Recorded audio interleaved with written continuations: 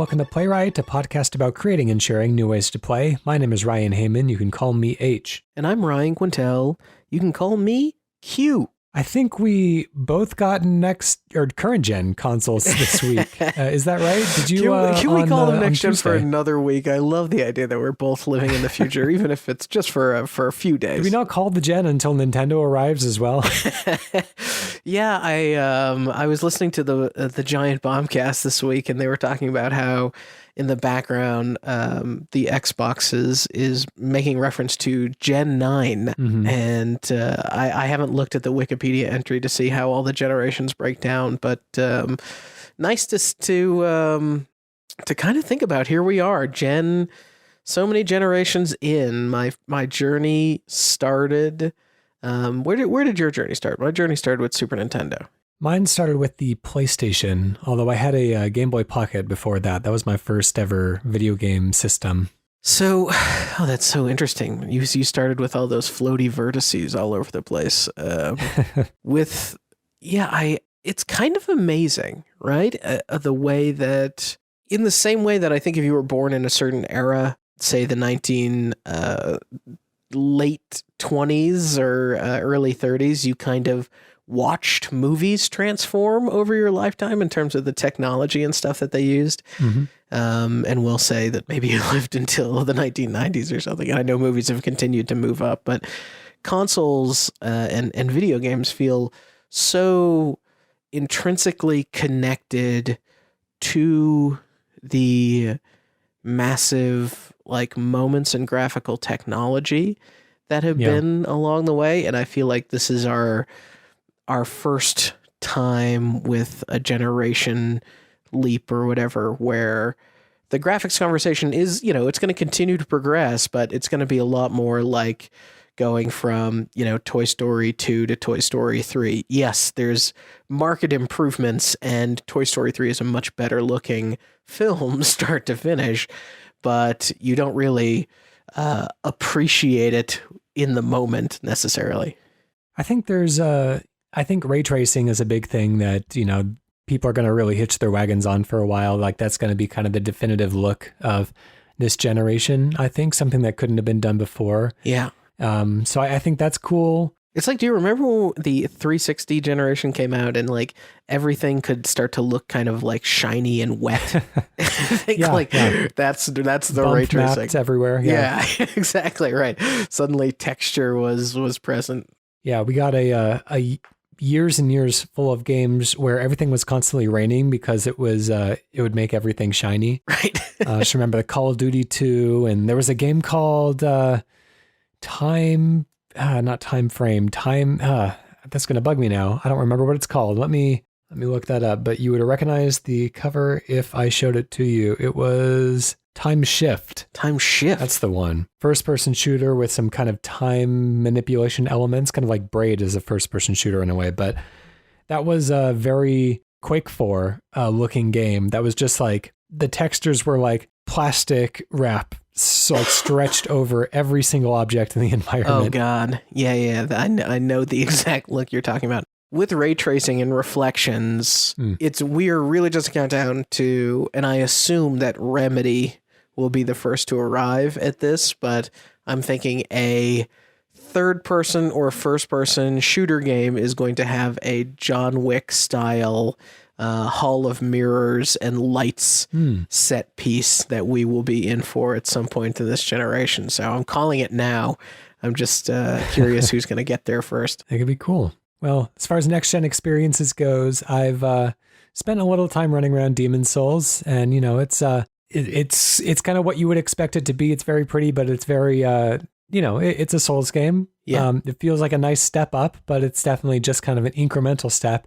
And so I decided to throw on Astro's Playroom as well, which is absolutely delightful. And it does things that I didn't even know that I wanted video game consoles to do. It really, we've heard the talk about it, how it shows off the controller, but it's so clever in how it does that. And it's really peppered with a bunch of really dorky video game jokes. People that play as much video games as I do would be like, I see what you're doing here.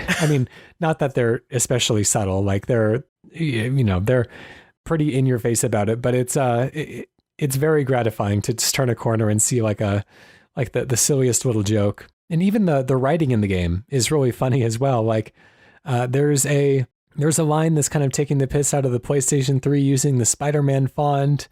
And just like it's very self-aware, very kind of reverential to Sony history. And it's a lot of fun. And the controller stuff that it does is just absolutely wild. I love the adaptive triggers. I love the kind of advanced rumble in the controller. It kind of like the controller feels next gen in the way that nothing else really has yet. So maybe I should bite my tongue and wait to see if I'm in for a DualSense pitch this week. Not this week. I've got something else on my mind this time around, but surely in the future, when I get some chance to really kind of experiment and see what the controller can do. Heck yeah. Cool. I'm excited. I'm very excited to announce that I booted up Splinter Cell, the original, while you're playing the absolute latest cutting edge, I'm playing something from like the 90s. But boy, oh boy, Sam looks very, very crispy, and that the auto HDR stuff it's all pretty neat. Nice. But yeah, I agree with you. I think you made this observation before.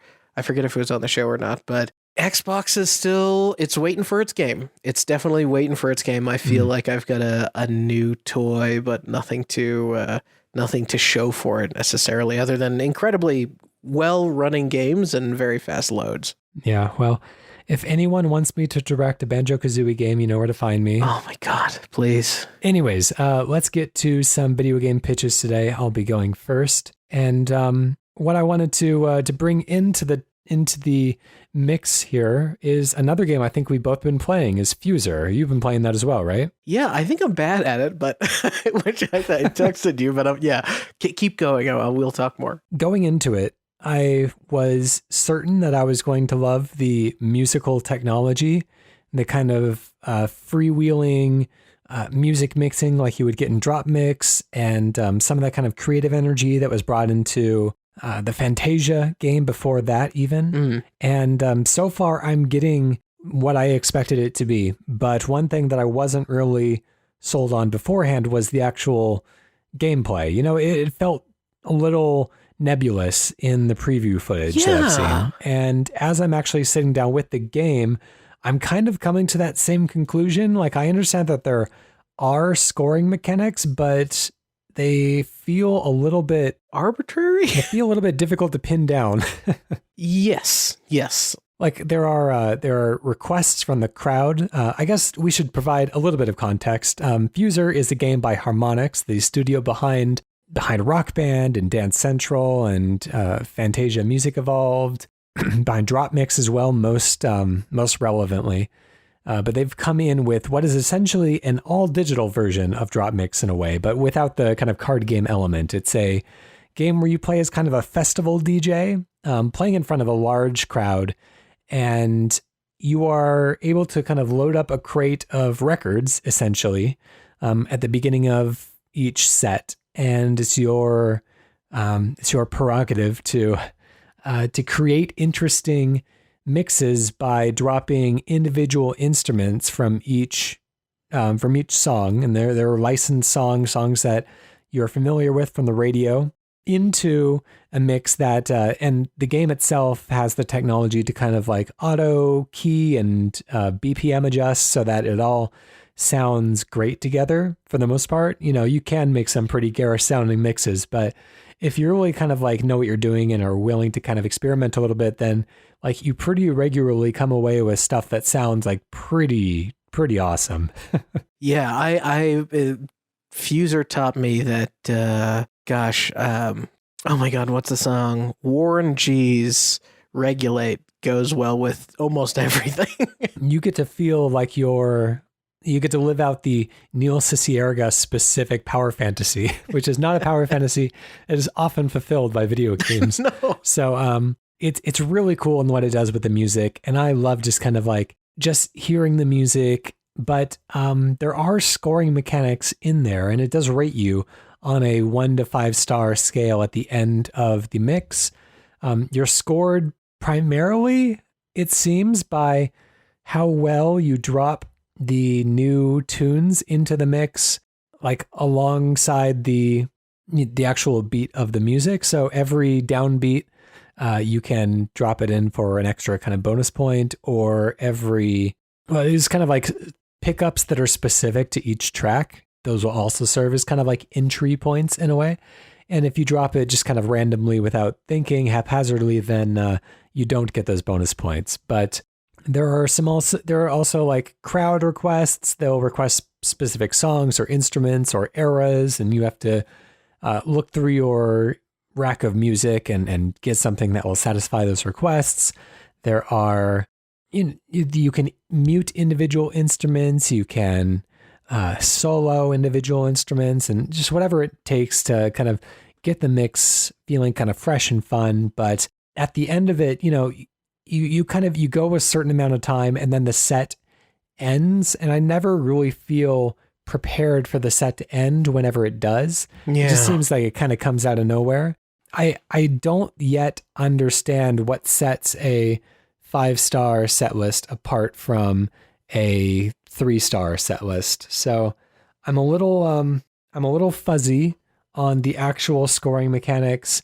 And what I wanted to kind of challenge us with was, if we were to design mechanics around the core technology of Fuser, how would we make it potentially more interesting? Not to say that it's not, because I haven't played enough to really come to terms with everything that it has in store yet, but just kind of based on initial impressions, like what would we as, Monday morning quarterbacks do to adjust the way that Fuser plays? I'm going to start the clock there. Wow. Boy, oh boy, I'm glad I bought the game so I can talk about this. I think you're right about the sets feeling kind of random and how they end. And I think to that end, one thing that I'd like to see is, I don't know if it needs more of like a linear timeline presentation or something, but there's a lot of, I feel trapped between two worlds in the game. One is that very structured, the set ends, and like we said, kind of unclearly. And then there's this other, like, free play, which is like, at some point you just kind of get tired and quit.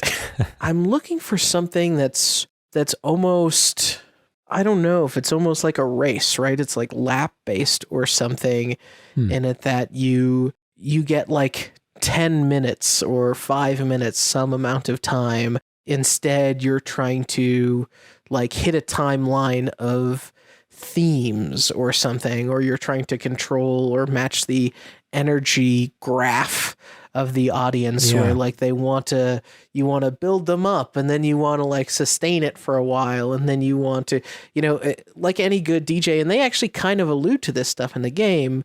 You have moments where you like drop out every track except for the vocals and that sort of thing.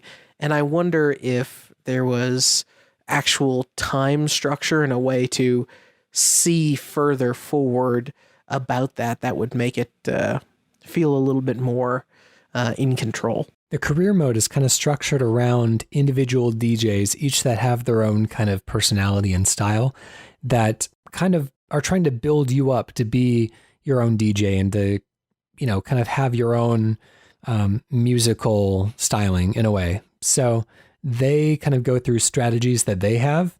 And they do kind of touch on some of that, they want to start out small and kind of build their way up. And sometimes they encourage you to drop out individual instruments so that you're kind of soloing, to kind of, adjust the energy like that. But I feel like if the game is scoring for that, it doesn't do a good enough job of communicating that.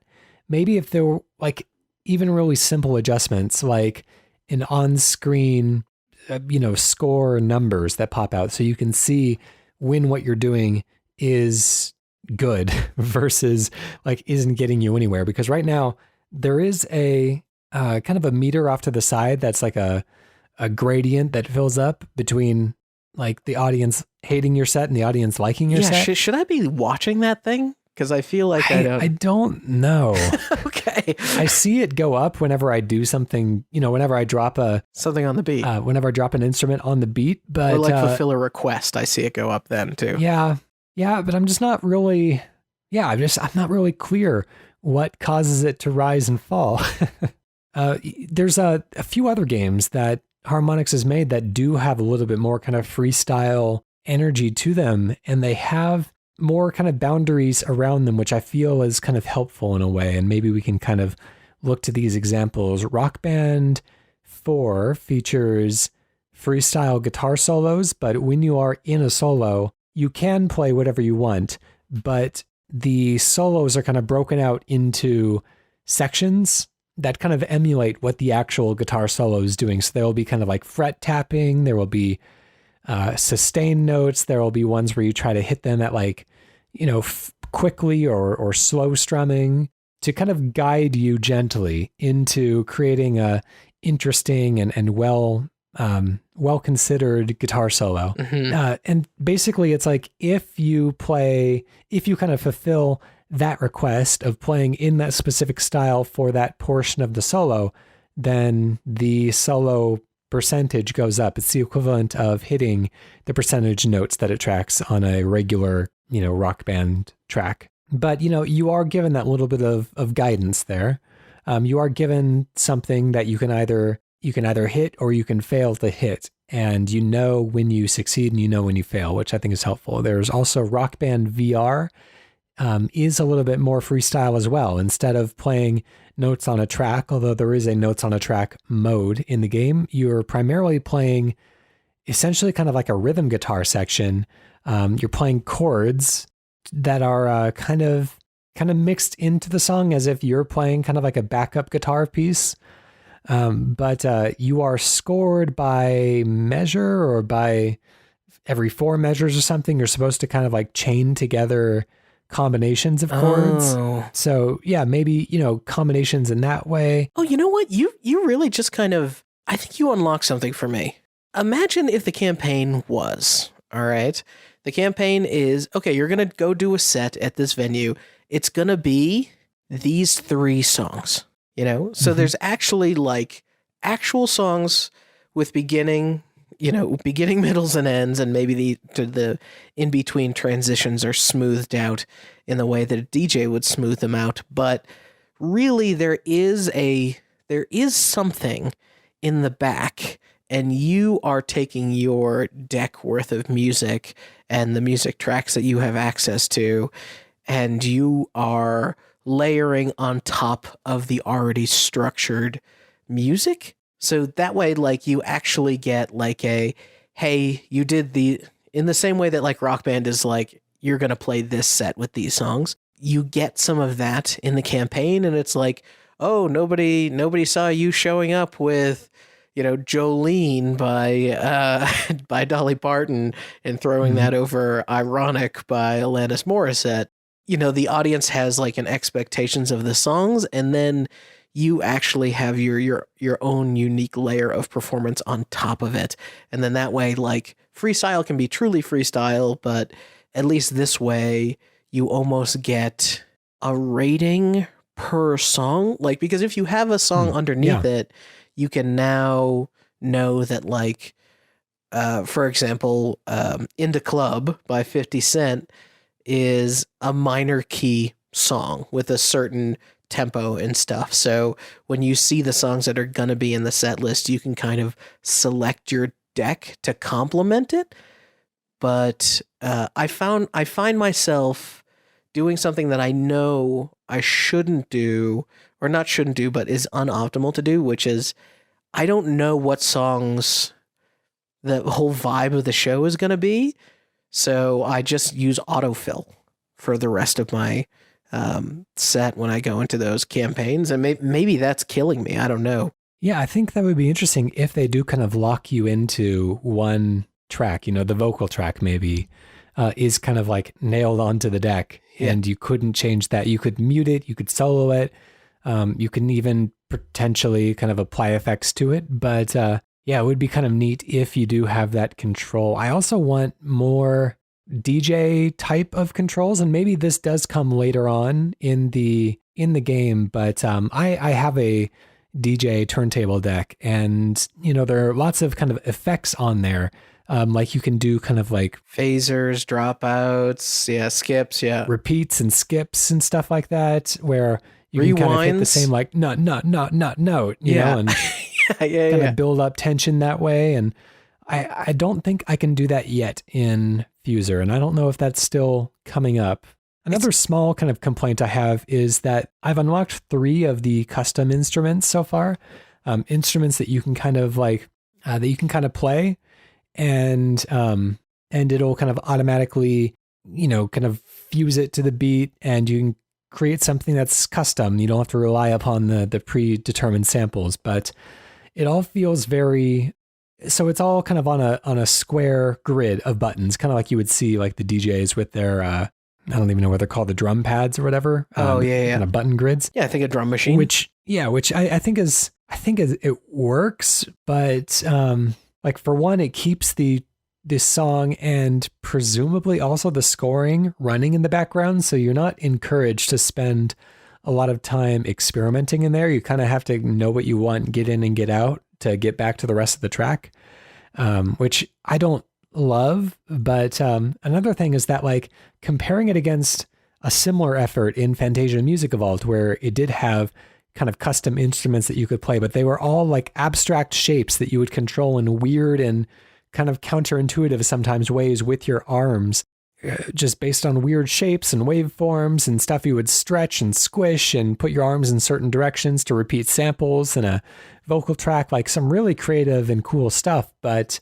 the abstractness of it there kind of encouraged experimentation, whereas I feel like the grid-based button pattern here makes it feel like I don't know, I'm not throwing my cursor around as wildly as I would be if it was just kind of like an ill-defined circular shape. You know, and I feel like I benefited a lot from having that freedom of experimentation before. So maybe it's something that I have to personally get over, but I'm not quite feeling the new kind of play your own instrument section as much as I had been previously. I'm going to ask, like, you're playing this on PC, yeah? Yeah. I imagine I'm having a wildly different experience from you playing it on the Xbox. Could be, yeah. Because I'm like, I do not have the fidelity of mouse movement. You know, I've got a joystick that is kind of like, it almost acts as though it's the Destiny cursor. I was just going to say that, yeah.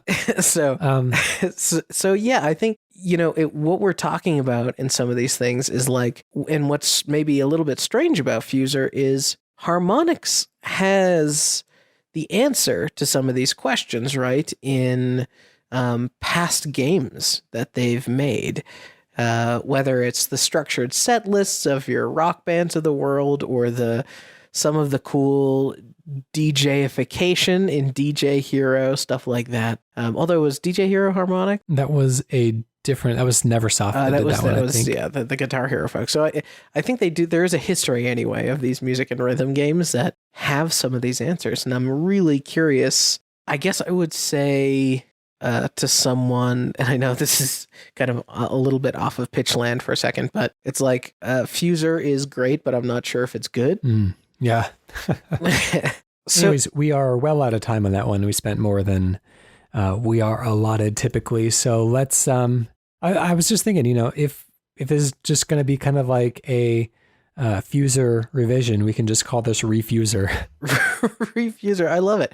And I do think, to what you just said, Fuser feels like it is a game mode away from it really finding its groove, pun intended. All right, let's move on to your pitch. What are you bringing us today? So, we love comedy games on the show, but one comedy game that we refer to often is Octodad Dadliest Catch. Over the past week, for whatever reason, I think this may have started with last week tonight's John Oliver having a big section about how fun octopuses are, and facts about octopi, or whatever the plural of octopus is. It got me thinking, would it be kind of interesting / fun to have something akin to underwater stealth game where you're almost taking that kind of Man-Eater-esque vibe, but you are playing as an octopus, and you have all the kind of octopus powers at your disposal. So octopus can eject ink from themselves to sort of thwart enemies, but their ink can also incapacitate enemies because it contains a poison. They can poison themselves with their own ink, so they have to be very careful, which feels very risk-rewardy video game to me. There's also mechanics where you can kind of sit still on a surface and maybe camouflage into it. So there's potentially a stealth game in there. And yeah, all things octopus. I love the idea of either having structured levels or an open-ish world where you're doing missions and surviving with all of your octopus skills. All right, let's go and start the clock. One of the most impressive stories that I've heard about octopus, and I don't know if it's actually true, but... Octo lore. Yes, indeed. We could be spreading some fake octo facts, which I don't mean to do, but that there were octopus that were kept in a kind of containment cell, not a cell, but a tank, I guess it would be, in a science lab, secured with the padlock, and the scientists would kind of leave the room every night to go home and be with their families, and they would come back in the morning to find fish from other tanks missing, and they couldn't figure out what it was that was causing these fish, because where are fish going to go, you know? And they found they left a security camera running one night and found that the octopus was able to kind of liquefy its arm, get itself out of the tank, unlock the padlock by observing what the humans did when they were using the padlock, you know, during the day, and was able to kind of go around the lab, eat its fill, and then hop back in the tank and lock itself up again. Jessica pointed this out to me. She was like, how about that octopus that was escaping from that lab and doing all sorts of mischief? So maybe there's a, kind of cool, like squishing yourself in and through obstacles. But yeah, octopus do know how to figure out. I think like the player embodying the octopus, we might not be far off in intelligence levels. Yeah, that's the thing, is like when you think about games like Maneater, it's a fun fantasy because, you know, you get to embody the power of a shark, but you are a shark that is, you know, human levels of intelligent, I guess, depending on who's actually playing. my nightmare. That's literally my nightmare. Yeah, but it's like, you know, it's not like a completely naturalistic, because I mean, it doesn't strive to be, it's a very arcadey game, but in a game where you are playing as an octopus, at least the intelligence level is a little bit more appropriate. So you are kind of operating with the faculties that like a real octopus might have. Yeah. And I forget if this was part of it, but octopus mostly stay separate. But if they get like ecstasy or something, they will actually hang out with each other, like an octopus on hallucinogens, which made me think, well, if this is an open world game, what a perfect format and vessel for Ubisoft to do its classic hallucination side stories. And you could actually even do partying with other octopus as your little hallucination quests. But yeah, the idea of, you know, I love the game Subnautica, and that game very much has a lot of feeling of going into, at least in the initial area that you land, there's a lot of squeezing into these coral spaces. And I imagine between having to eat and survive, having to not being the largest thing in the ocean, right? Being able to potentially be at risk from other fish. All of this stuff kind of adds up to what I think could be a compelling stealth experience, especially, you know, having sequences that almost feel like horror when really dark water and, you know, you're kind of gliding along the ocean floor or something, and you don't know if that's a shark or if it's a whale and it's not going to harm you, that sort of stuff. We've seen kind of a similar creature recently in Carrion, how it's able to kind of squish through environments and move freely, both kind of on land and in the water. I would think like that would make a pretty compelling model to kind of base this character on. Yeah, totally. So what What else? I mean, like, in terms of motion and movement, I know Octodad kind of goes for a 2-arm approach, but since like octopus can technically smell and they have nerve endings in their arms, I wonder if there's mechanics where you can switch between legs for different sorts of sensors and sensory experiences. Do you know if octopi use their arms in different ways, or are they more or less interchangeable? I think all of them are, but we could cheat it probably, right? Oh, sure. It's kind of like a RPG game, how you can only wear so many rings because you only have presumably so many ringable fingers. But octopi, you can kind of equip up to 8 different items. Yeah, that's interesting. I like the idea of if you go kind of man-eater style, the ability to, as you eat or consume or maybe grow from tiny little baby octopus to, large kraken-esque octopus, having some sizing in there, or as you get larger, you can go deeper in the ocean and see ever more sort of wild creatures. Yeah, I think there's a lot of like really scary stuff like deep underwater, and it'd be cool to be able to explore it. And you think about the giant squids that are deep underwater, and I can see this being kind of a game of scale as well. So as you're kind of a smaller octopus trying to make your way in the tide pools and stuff, the threats are appropriately scaled there versus when you become kind of giant kraken level in a way than you are in those more threatening, deep, dark caves and, exploring things in there, kind of like a Subnautica in a way. Yeah, I like the idea of having those levels of depth and using the fear of the ocean. And you could even potentially have mechanics.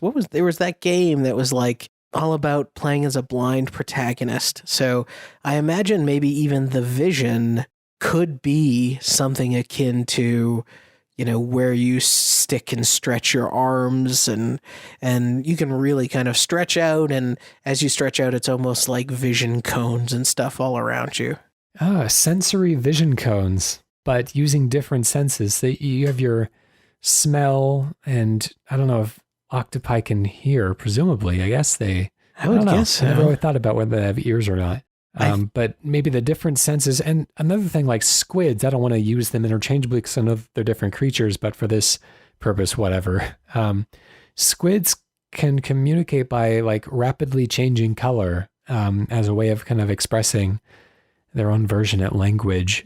So, presumably there's ways that you can kind of tap into like an infrared understanding of the world, or get more out of the colors, get hints as to where predators might be hiding or whether allies are trying to signal you somewhere. I think there's some cool kind of bioluminescent or just kind of I don't want to say extrasensory, but senses that humans don't have. Find cool ways to represent those with modern computer technology. Yeah, and I think it can, if you like get the tone of the moments right, you can elicit everything from the beauty and serene Abzu all the way to, that dreading fear of Subnautica when you're seeing these huge fish go by you, and all the way to like, that horror game, where you're in a mental hospital and you jump in lockers and stuff and bad guys pass you by.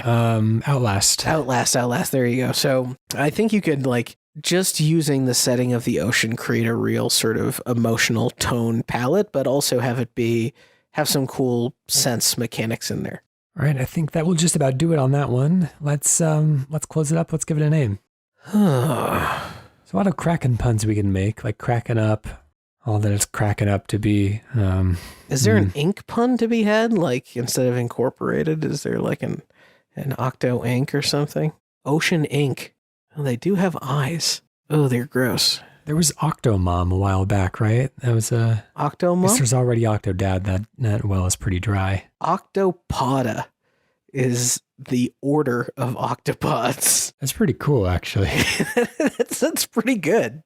And you can play as any one of the the subclasses of octopus. This could be a multiplayer thing. Yeah. All right. Octopoda sounds like a nice enough place to land on this one. I'm going to send you the spelling just in case. But it's a good choice. We have our community request today sent in to us from Samuel Windsor. Thank you very much for what appears to be a very carefully constructed video game pitch.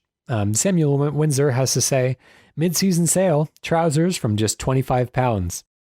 There is a picture that features what looks to be trousers as you would expect them to be, hanging off of a chair, but very nice instead chair. of legs, the trousers appear to be like waist side out, and so it looks like it's just like a tube of two like tops of trousers that don't actually lead to legs of any kind, like you would put on a cat dog or something like that. If you're confused with this visual, I will try to include it on the post of the website. But it is two pairs of folded jeans, really, on a chair. But they do look like jean tubes, don't they? So that's not a lot of information to go on, but let's see what kind of trouser-based video game we can come up with. We're going to start the clock there. You know what could be fun is to do one of those kind of stand-up arcade games like you would get in the arcades back in the day, like those skiing games, the skateboarding games that you would actually kind of balance on something. Maybe you have something that is where you have kind to of put like, on pants? Almost. Like, yeah, it's kind of like, but they're kind of like, assless chaps in a way. They're kind of like, empty in the back so you can kind of step into them. They're kind of like rigid and you kind of have to struggle to get them to move, but you have to perform like a series of on-screen actions with this kind of difficult to wrangle giant pair of pants that you are getting into. Oh my gosh. Oh my goodness. I do love the idea of having to just like as long as the station has a Febreze or a disinfecting spray to it, then maybe I'll consider it. You wouldn't actually be taking off your pants to play this. No, but oh my gosh. What if you had like a weird in the same arcade cabinet, you do an experience that's almost like AR or something, mm-hmm. and you have a camera pointed at the person and you can very quickly, let's say we've got, some good scanner on there and we can tell where the person's legs are. And then you have to like, I don't know, play tailor for yourself or something, where you have to kind of like measure your legs and like cut out a pants pattern and stuff that's going to match. And you're looking to like design and try on different pairs of pants. I'm trying to figure out how that would be scored, but maybe I don't have to. What'd be neat is to do a game where it scans you in an AR kind of way. It has a camera on you the entire time, but your character on screen is kind of bisected at the waist. So you are using your real body, kind of like a Kinect, to control your, yourself on screen as you kind of navigate through obstacles and stuff like that. But the top half of your body and the bottom half of your body are, floating separately. So you have to kind of split your attention between the two. Maybe there's even times when the halves of your body switch places. So you have to walk with your arms, hit switches and stuff with your feet. You aren't actually upside down in real life, but you would have to, use your skills to, your kind of 3D rotation skills to determine how to move your character around based on where your body parts are at the time. And then maybe kind of as the game goes on, body parts would kind of break apart further. So you might have an arm on one side of the screen and a leg on the other, and you have to move them all with your real life appendages. I was actually just, as you were saying that, I was imagining some mechanic in there where you're playing a character that's wearing really oversized trousers, and you need to always kind of be pulling them up with one hand or another. So there's like a dedicated left hand and right hand, like hike up your trousers sort of mechanic. So you're on like an endless runner or a platforming challenge, but you just have these oversized pants, and if you let them fall down too much, you'll just start tripping, and you need to as you're going on your journey that you mentioned, I'm kind of manipulating and pulling up my pants constantly. It's kind of fun, like especially if you had like a hula hoop around your actual waist that you would have to kind of keep elevated. But I don't know what would maybe that kind of hoop could be on a track so that as things interfere with your pants in the game world, it would pull the hoop downward. So you'd have to kind of like really, keep up with it. But like, it doesn't feel like it would be difficult to just like hold it up around your neck and have it never catch on anything, like have it never be stepped on. Like, it feels easy to avoid the types of situations that would make the game interesting in the first place. Yeah, that's a good point. I'm going to go back and look at the email for a second. I want to see if there's additional details. So Samuel Windsor, that's potentially the name of our character, which is great. Okay. As long as I know we're still diverging on some of this stuff, but I do also like the idea of having something, it would almost be WarioWare style or something in my mind, where you are designing pairs of trousers for all sorts of different things with legs. So I'm looking at this chair here. What would chair pants look like? There's those kind of memes that go around that are like, what would so-and-so animal look like if it was wearing a hat? How would it wear it? Yes. So it might be kind of fun to, cut out pants in real time and see how they fit the creatures. I don't really know. Like, I feel like that would be a fun moment, but not necessarily. Like a little flash thing to embed in like a chain email. Yeah. I don't know how would it make like a whole game out of it. Yeah, that's true. Sorry. Well, let's go back to where you were on an adventure sort of thing. Where were we headed there? I feel like we've been on a lot of adventures. Yeah, I know. But you were talking before I got off on the hold your pants up stuff. I've lost my character that's kind of like you play Connect style with your real body, and then it splits apart the character on screen.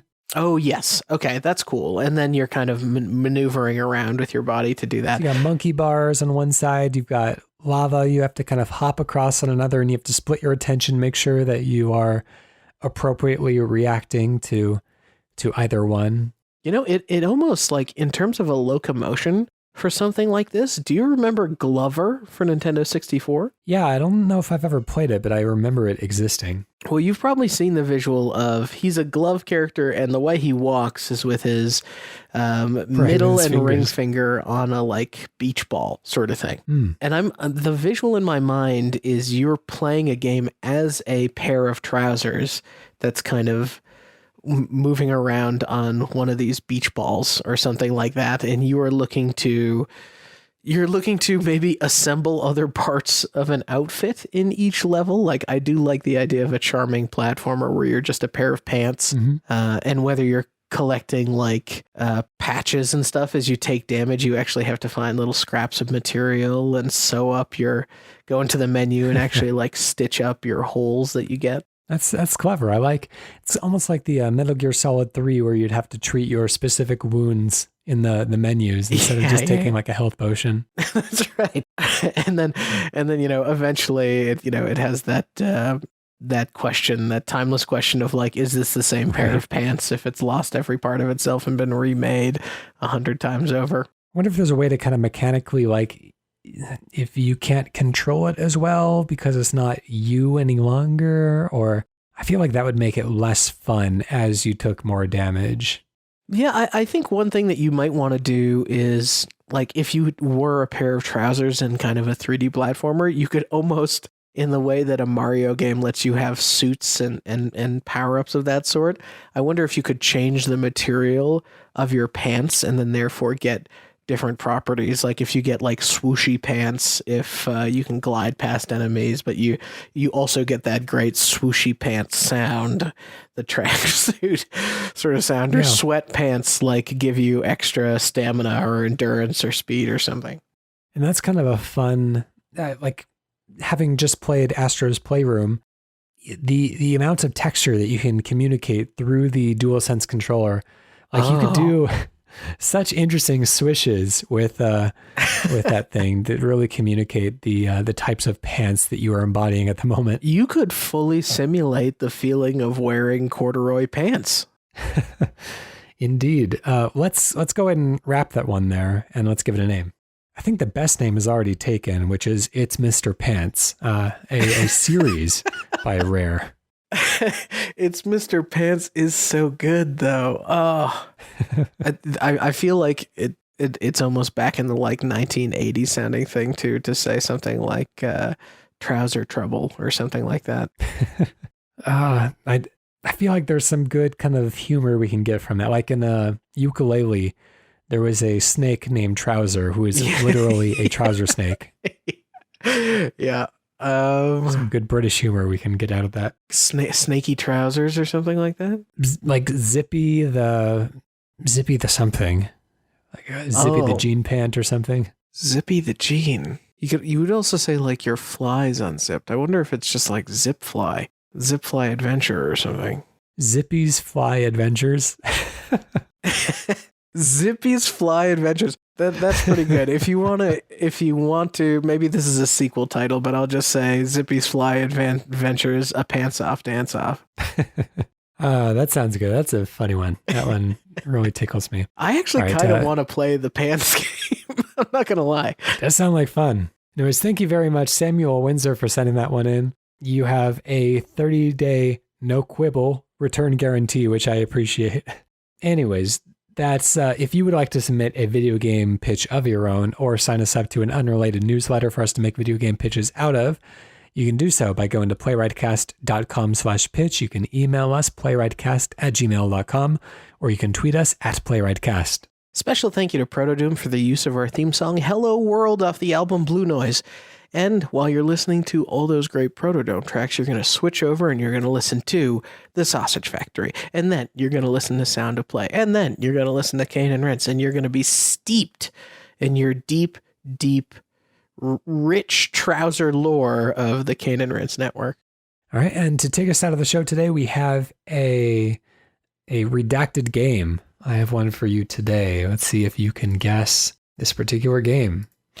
A wicked plot by a sinister redacted and his massive redacted of monstrous redacteds has cast Redacted into darkness. Only Redacted and his friends from the redacted world can bring the dawn again to the lands of the redacted elders. Get ready to discover a wild and unpredictable world where you'll use the surprising power of the giant redacted and the creatures they redacted to make your way through redacted realms and challenging missions. You'll be surprised by what you can do with these redacted, but it will take quick moves and a redacted to foil the foul forces of redacted. Okay, so I am in... God, it sounds like such a strange... I'm in a strange place. Where am I? Okay, my first guess is gonna be maybe a little weird one, but I feel like fictionally it could work. Is this oh my gosh. Double Fine game with Jack Black? Brutal Legend? Brutal Legend. It is not Brutal Legend. Could I get some metadata about this? Yes, this has a 71 Metascore, but an 8.6 user score. Oh. So I would take that to mean that it kind of reviewed okay, but has an enduring legacy among a group of fans. Okay, so give me the description one more time. I want to listen carefully. A wicked plot by a sinister redacted and his massive redacted of monstrous redacted has cast Redacted into darkness. Only Redacted and his friends from the redacted world can bring the dawn again to the lands of the redacted elders. Get ready to discover a wild and unpredictable world where you'll use the surprising power of the giant redacted and the creatures they redacted to make your way through redacted realms and challenging missions. You'll be surprised by what you can do with those redacted, but it will take quick moves and a redacted to foil the foul forces of redacted. Oh, man. Okay. All right, we have a bad guy. He's in a realm. There are potentially large creatures that I'm teaming up with. You know, if it weren't for the fact that you named a he as the protagonist, I'm thinking maybe just because I've got a launch Xbox this week, but I'm thinking about cameo elements of power with this, but I know that's not it. Right. The he is a clue. I mean, it narrows it down somewhat to only 80% of video games. That's right. Foil the foul plans? It is foil the foul forces. Forces. Okay. Oh my gosh. It almost like I'm thinking large creatures, so that brings me to Shadow of the Colossus, but that's not it either. Guy doesn't have a lot of friends. Yeah. Okay, is this... Oh my god. Is this a Crash Bandicoot game? No, but not a million miles off. Okay. And I have friends. Okay. Could you give me a 0 and a 10 or another piece of info? I will try, but I will say on a 7 on Metacritic there are not any low user scores. The lowest one is a 7 that says good redacted fun. It's a nice little pun in there, but I can't read that word because it just gives too much away. But a 10 says, this is my favorite game of all time. The characters are adorable, but at the same time, awesomely cool. What other game could make a redacted suit look cute and cool? The game is incredibly fun. The controls are smooth, although you might need to get used to them at first. But when you do, oh man, the amount of fun you'll have. Let's see, this one goes on for quite a while. Let me see if there's anything interesting in here. The redacted mechanics feel natural, and it's very satisfying to kill enemies. The graphics are beautiful. Perhaps it doesn't hold up much today for the technical side, but in terms of style, it's wonderful. I think we really got to the heart of that one. We know what that person thinks. So it's older. I'm a male protagonist. I have suits. This should tell me a lot about the game. There are realms with big bosses I'm fighting that become my friends, maybe in some way. I have more metadata here if you need it. You can feel free to have an extra guess as well if you want. Yeah, give me one more metadata and then I'll take a guess. Okay, this is the number 52 best GameCube game of 2003, the number 26 most discussed GameCube game of 2003, and the number 14 most shared GameCube game of 2003. Oh my gosh, 2003. I'm going to get this. Is this a Rayman game? It's not a Rayman game. Okay. I don't know what it is. All right. I'll read the unredacted description. Unless is this Sonic? It better not be Sonic. It's closer to Sonic than it is to Rayman, okay. I will say. All right. A wicked plot by a sinister raven and his massive flock of monstrous crows has cast Morningland into darkness. Only Billy Hatcher and his friends from the human world can bring the dawn again to the land of the chicken elders. Get ready to discover a wild and unpredictable world where you'll use the surprising power of the giant eggs and the creatures they contain to make your way through puzzling realms and challenging missions. You'll be surprised by what you can do with these eggs, but it will take quick moves and a rooster suit to foil the foul forces of the Dark Raven. The foul forces. How dare you? Oh my God. Oh, Billy Hatcher. And what is it? Billy Hatcher and the giant egg or something? That's it. Yeah. My God. I never played it. But I've seen videos of it. I have not either, actually. That's a good one. Well, that's another stumper this week, but we'll see how we do next week. Thanks again for listening, everyone. We'll catch you again next time. Bye.